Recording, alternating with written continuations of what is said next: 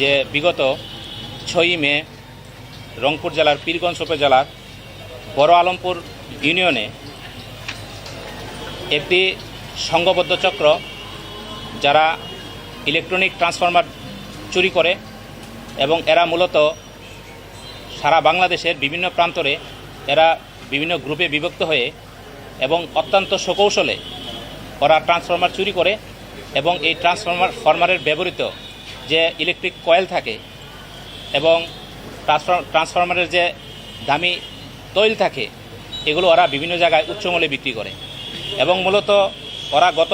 6ই মে দিবাগত রাতে এই বড় আলমপুর ইউনিয়নে ওরা একটি সেচ পাম্পে নিকটবর্তী স্থান থেকে ওরা ট্রান্সফরমার চুরি করে এবং এই ট্রান্সফরমারগুলো ওরা বিভিন্ন জায়গায় বিক্রি করার উদ্দেশ্যে যখন এই সংশ্লিষ্ট জায়গায় এই সেচ পাম্পে একজন ব্যক্তি ছিল মফিজার রহমান তাকে তারা হত্যা করে তাকে ফেলে রেখে যায় তার হাত পা বেঁধে পরবর্তীতে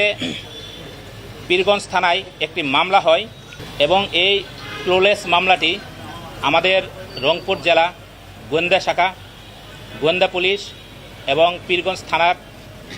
জেলা পুলিশের যৌথ অভিযান করে 7 জন আসামিকে এখন পর্যন্ত গ্রেপ্তার করেছি এবং এই হত্যা যেটা হয়েছে সেটা মার্ডার মামলা পেনাল কোডে 396 এবং 396 পেনাল কোডের ধারায় আমরা তাদের বিরুদ্ধে আইনগত ব্যবস্থা এখনও প্রক্রিয়াধীন রয়েছে। এই 7 জনের মধ্যে 5 জনের মতো স্বীকার করেছে যে এই হত্যাকাণ্ড এবং এই চুরির সাথে তারা সংশ্লিষ্ট, আর 2 জন রয়েছে যারা এই চুরাই দ্রব্য ওরা ক্রয় করে মজুত করে এবং পরিবহন করে।